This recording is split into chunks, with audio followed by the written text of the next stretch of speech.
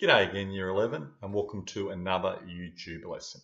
Today we're going to be taking a look at achieving business goals. That's our syllabus dot point for the lesson. And this comes under that subtopic of nature of management and the second topic, business management. Achieving business goals. A business has lots of goals, e.g. to increase market share, or to maximize profit, or to improve quality, etc. Achieving business goals refers to whether a business is able to meet or achieve the goals it is planned to meet and to achieve. I.e., I might want my business to increase its profit by 25% over a 4-year period. Did my business complete this or not? Now, in terms of achieving business goals, there's financial goals, and there's social goals, and there's also environmental goals. There is 4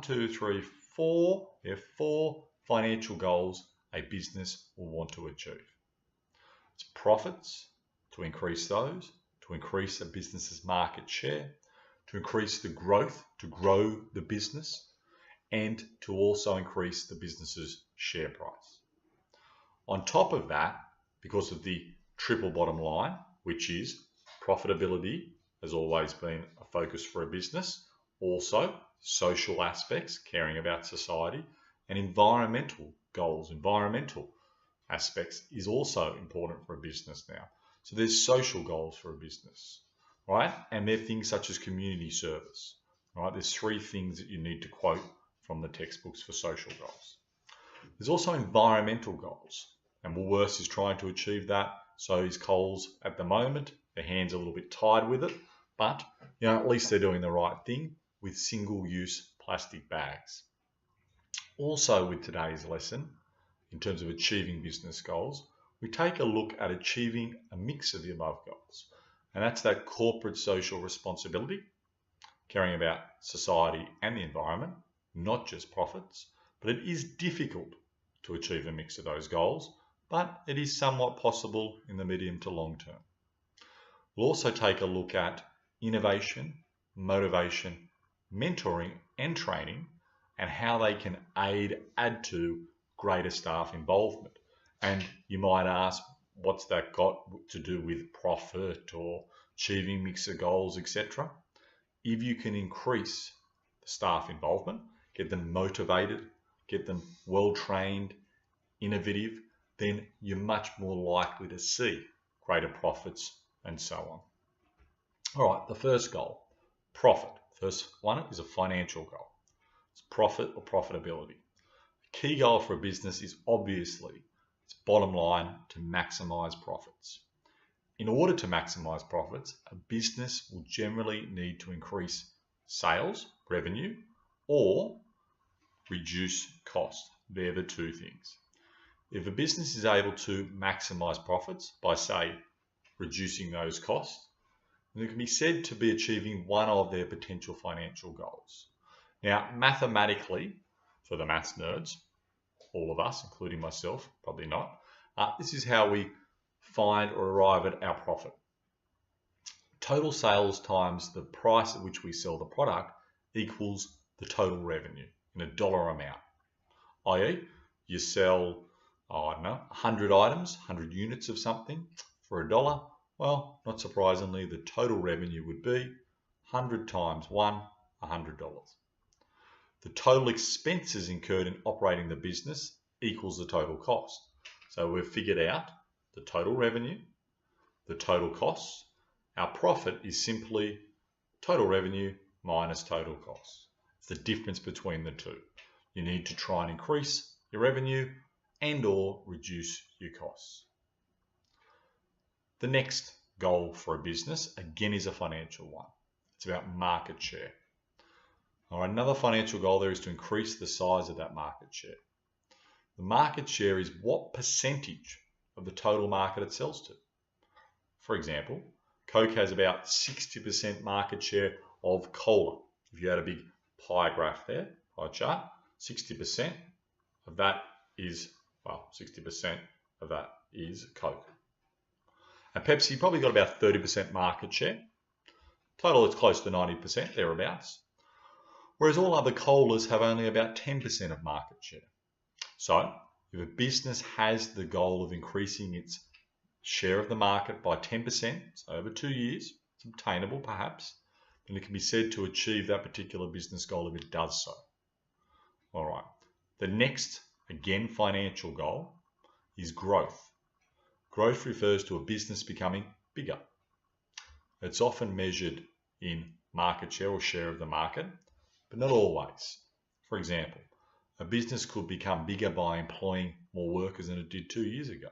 And you might look at the size of the business by the amount of employees that they have, not necessarily by market share. Maybe total sales. Maybe it could be a whole range of different aspects. A goal of a business generally is to grow. That way it has the ability to generate greater profit. Therefore, again, a business can be said to be achieving its business goal if it grows in size, and that's a financial goal. The last financial goal we have, and understand that all the ones I've mentioned so far are financial goals. They're not social, they're not environmental. The last financial goal is share price. Share price refers to price per unit or share of the company. Generally, a share price is for a public company like Qantas or Telstra, ANZ, well-known large businesses. However, it can also be for a private company too. But I bet you 90% of you, probably everybody here, doesn't know of a particular private company. Now, often a major goal of a business is to increase the company's share price. Why? Why do you want to increase the share price? Why would that be of use to your business? The rest I think you probably get. It is because if the company was valued at, say, $1 a share, so each share is worth $1, then 5 years later, this is increased to $2 per share, then the company is now worth twice as much. So if the company was $1 a share, there's 1 million shares, the value of the company is recognized to be $1 million. 5 years later, it's gone up to $2 per share. There's still the same amount of shares. The company should now be worth $2 million. So it's important as a financial goal for a business. That's the last of the financial. Social goals of a business are very important too in today's climate. Social goals of a business refers to the aims of a business to make sure that they help and contribute to society rather than exploit society. It's not a financial goal as the previous ones have been. Example of a social goal for a business might be a pub who forgoes the financial goal of profit and gets rid of poker machines. They may do this because they realise how bad pokies are for problem gamblers and society. In this instance, the pub has placed the social goal ahead of their financial goal, profitability. Now make sure that you do use examples from the textbook for Band 6 results. Community service is one example of an actual social goal from the textbooks. All right, the next goal is an environmental goal, not a social, not a financial. This goal is about a business doing what is right for the environment. For example, a supermarket may stop using plastic bags. Have I seen that happen recently? Yep. And may require its customers to only use the green recyclable bags. So stop using the single-use plastic bags. This may even be more expensive and might turn customers off, as in the case of it did with Woolworths and Coles. And Coles kept delaying this because of this. So in this instance, the business has chosen to meet an environmental goal over meeting a financial goal. Now, funny I just said that. They chose to meet an environmental goal over a financial goal. This ties in with the next dot point of it, achieving a mix of the above goals. It's very hard to do sometimes. You have to balance and weigh up. Which one are you after?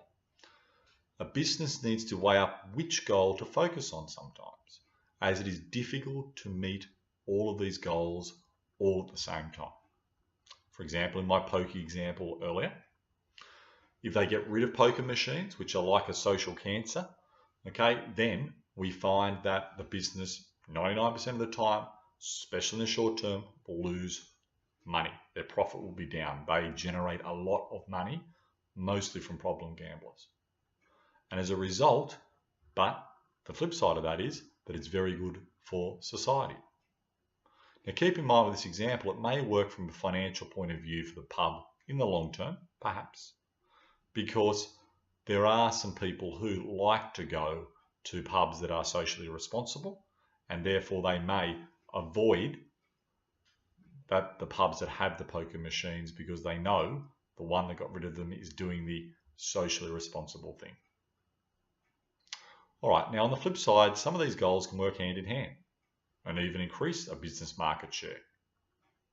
Okay, so if you are seen to be environmentally friendly, seen to be socially responsible, customers often would more likely want to go to you. So it can actually help financially too, sometimes. Now note, for innovation, motivation, mentoring, training, it's the next bit we're looking at, they are part of staff involvement and strategies, ways to improve staff involvement. So I want you, when we talk about innovation, we talk about mentoring, training, and so on, have it under the guise of staff involvement and how these things can also help a business achieve their goals. Staff involvement refers to involving employees in the decision-making process and giving them the necessary skills and rewards, by getting workers to have greater say and greater involvement in the business. Ways in which this can be done is by encouraging an atmosphere where they're able to use innovation. All right, the first one is innovation. So know what innovation means and understand how it can also lead to greater staff involvement. Greater staff involvement can lead to greater social aspects and increased financial goals as well. Now, innovation refers to a worker or manager, leader, coming up with a new, exciting way of doing something. An example, as head teacher admin, poor bastard me, I have changed the way that teachers organise and do excursions in our school. Instead of this being done old school on pen and paper, it is now all electronic. Exciting, yay. This is an example of innovation. If workers are encouraged to be more innovative, then they are likely to be more involved, and therefore the goals of the business are more likely to occur, as I mentioned earlier. Motivation is the next area of staff involvement we take a look at. This is about trying to encourage workers to be more enthusiastic and interested in doing their work. No one wants to go to work, then people are not going to be involved, profit's going to be down, growth will be poor, socially it won't be a good look. Motivating workers is key. If staff are more motivated, then they're more likely to be involved in the business as well. This in turn leads to the other goals in the business more likely being met. Mentoring involves training, but it's bigger than just training. It involves tutoring, coaching, modeling acceptable behavior. Again, if there are staff that are the mentors and the mentorees as well, then they both feel like they're part of a community within the workplace. They feel like there's greater involvement. An example of mentoring is teaming a new first-year art teacher up with a handsome, experienced chap such as Mr. Brown. Mr. Lamb can talk to you about that because I've mentored him in many aspects of teaching. And it's provided for much greater levels of staff involvement, and it's allowed us to be able to meet those goals far more. Now, almost there. Training. This refers to teaching employees new skills or ways of doing things. There is formal training, which is often an external course, and there's informal training, which is often on-the-job training. Training, again, is there to be able to make sure that we get greater staff involvement and meet these goals. All right. It is also lead to improved goals being met, as I said, because workers have new skills and enjoying what they're doing. All right, guys, thanks for listening, and I'll see you next time.